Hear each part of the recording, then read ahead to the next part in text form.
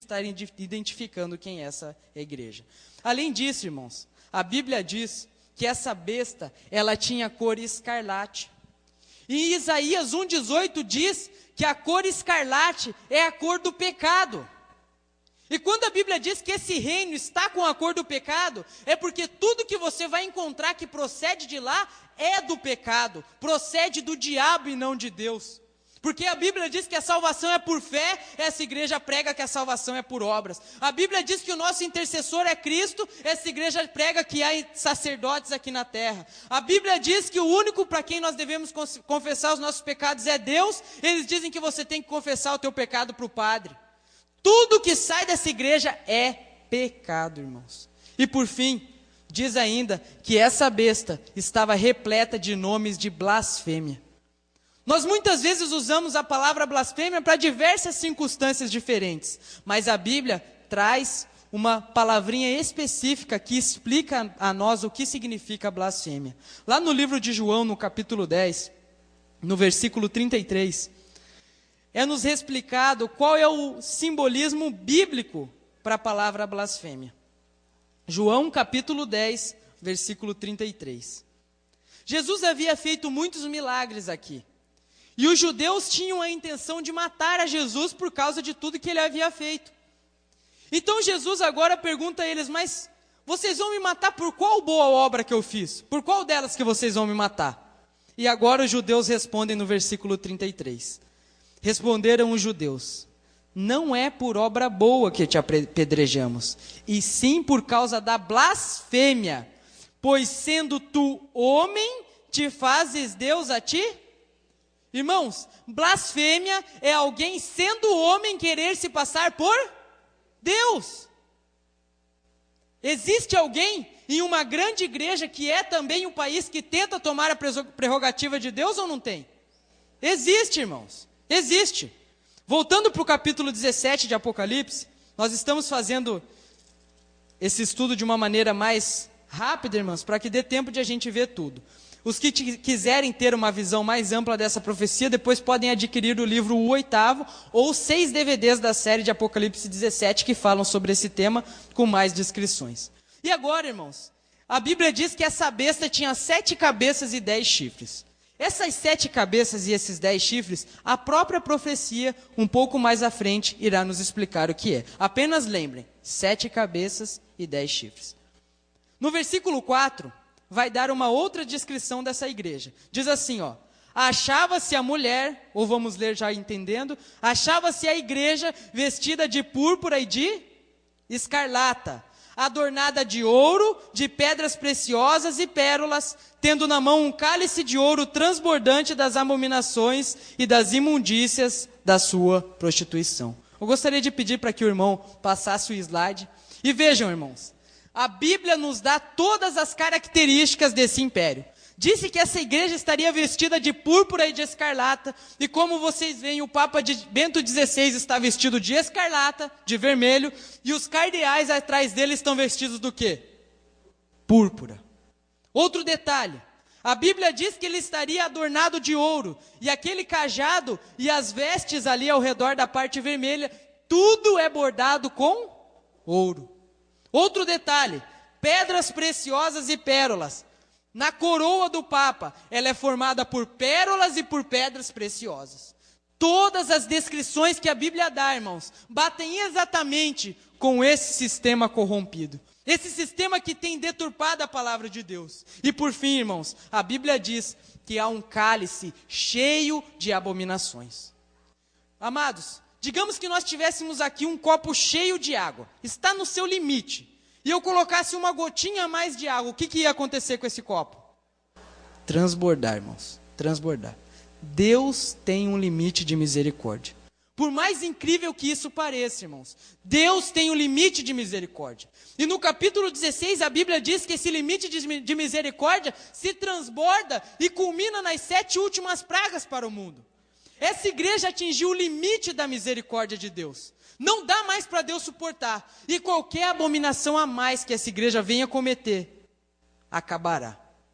E no versículo 5, diz que na fronte dessa igreja estava escrito um nome um mistério.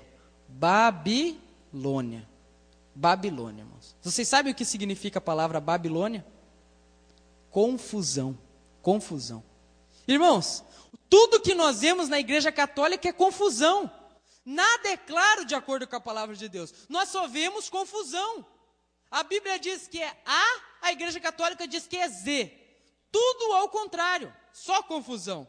E ali diz, irmãos, no versículo 5, que essa Babilônia é a mãe das prostitutas e das abominações da terra. E agora eu faço uma pergunta muito séria aos irmãos. Para que uma mulher seja mãe, o que ela precisa ter? Filhos, certo?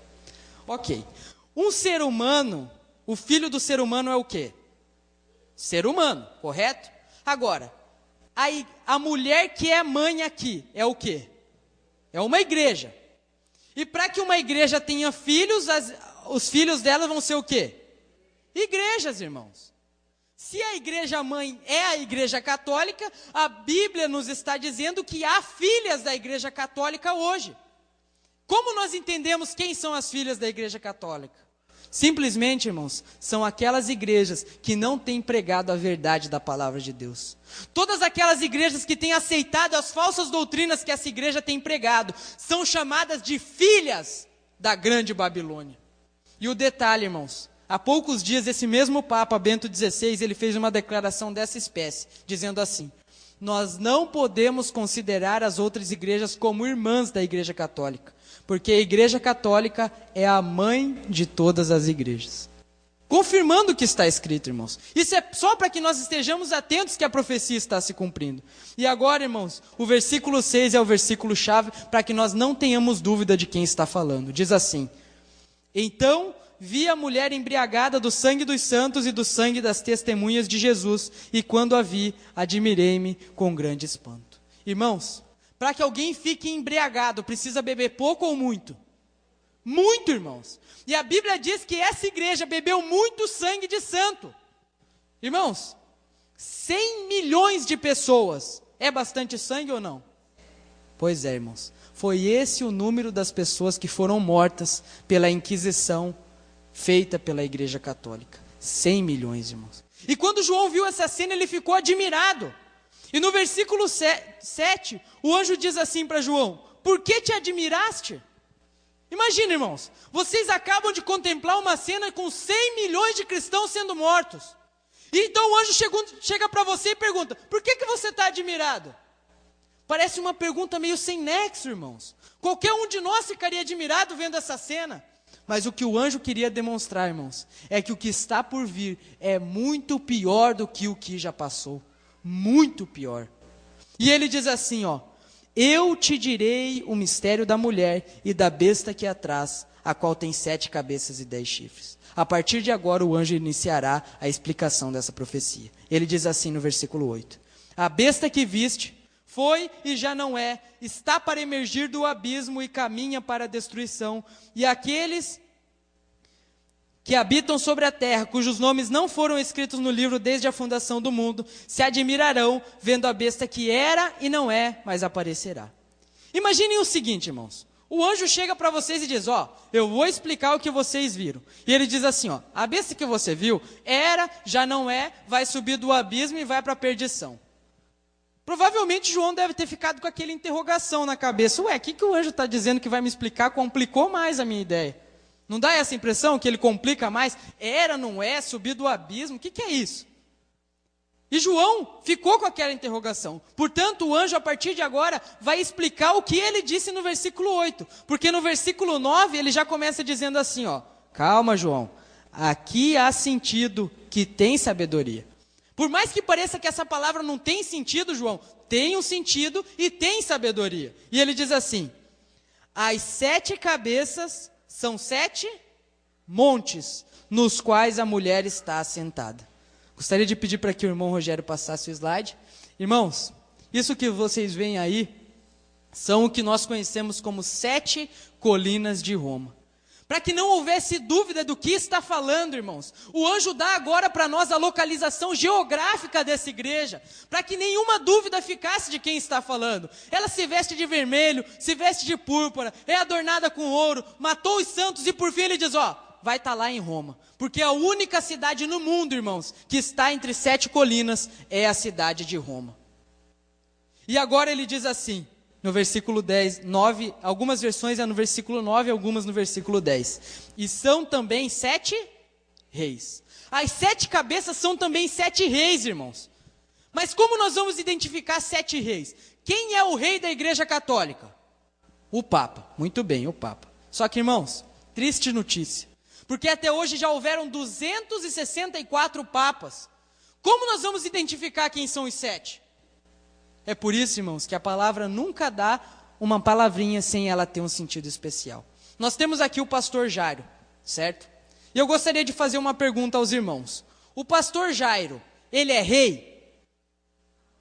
Ele não é rei, mas ele é um líder religioso, não é? É. Assim também é o Papa, irmãos. Ele é um líder religioso. Mas a Bíblia está dizendo que o Papa teria que ser o quê? Rei. E é aí que nós chegamos no ponto certo. Irmãos, o Papa teria que se tornar rei para que nós iniciássemos a contagem de Apocalipse 17. No ano de 1929, irmãos, pelo chamado Tratado de Latrão, Benito Mussolini, que era um ditador italiano, deu um pedaço de terra de Roma para o Papa, o chamado Vaticano, e a partir daquele ano, o Vaticano passou a ser o menor estado do mundo, o menor país do mundo. E a partir do ano de 1929, o Papa se tornou o quê? Rei. E se nós contarmos os papas a partir de 1929, nós poderemos identificar o tempo em que nós estamos na profecia. Vamos lá, então, iniciar a contagem. Irmão Rogério, pode passar ali para o próximo. Ali no versículo 10 diz assim, desses 7 reis, 5 caíram. Vamos analisar todos juntos. O Papa que recebeu o poder foi o Papa Pio XI. O Papa Pio XI morreu, veio o Papa Pio XII. O Papa Pio XII morreu, veio o Papa João XXIII. O Papa João XXIII morreu, veio o Papa Paulo VI. O Papa Paulo VI morreu, veio o Papa João Paulo I. E a Bíblia diz que esses 5 caíram ou morreram, certo? No tempo da profecia, esses 5 papas já haviam morrido. Mas quando João contemplava a profecia, ele disse que um existia. Quem que era esse que existia? João Paulo II. Quando João contemplou a visão, quem ele viu no poder? João Paulo II. E depois de João Paulo II, ele disse que ainda viria outro, que é o que nós temos hoje no poder, Bento XVI. E lá no versículo 10, falando a respeito de Bento XVI, diz assim, e quando chegar, convém que dure pouco tempo. E agora eu vou dizer algo aos irmãos. Quando Bento XVI foi escolhido como Papa, perguntaram a ele por que ele escolheu o nome de Bento para ser Papa. O nome dele é Joseph Ratzinger. Por que você escolheu o nome Bento? Sabe o que ele respondeu? Porque todos os Bentos duraram pouco e eu sei que o meu reinado será curto. Irmãos, eles sabem de tudo. Eles sabem dos enganos que o diabo tem. E por isso Bento XVI diz que ele vai durar pouco, confirmando o que a profecia está dizendo. Ele vai durar pouco. E agora, irmãos, estamos vivendo exatamente no tempo do 7º rei. O 7º rei dura pouco. E vejam só, quem que é que vem depois desse 7º rei? Versículo 11. E a besta que era, vamos traduzir, a besta que era papa e já não é mais papa, também é ele o 8º. E procede dos 7 e caminha para a destruição. Irmãos, a Bíblia diz que depois do curto reinado de Bento XVI, e ele já está há quase 5 anos no poder, virá o 8º. E esse 8º virá e já virá direto para a destruição, irmãos. Esse 8º, a Bíblia chama ele de besta. Mas quem é esse 8º? Que a Bíblia diz que procede dos 7, mas como procede dos 7? Dos 7 que nós vemos ali, 6 já morreram. Só um que está vivo, que é o Bento XVI. Como que a Bíblia diz que o 8º procede dos 7? Vamos entender isso que a Bíblia está dizendo, irmãos. Vamos agora voltar para o versículo 8 e ver que no versículo 8, João usa as mesmas palavras do versículo 11. Veja só. A besta que viste era e não é,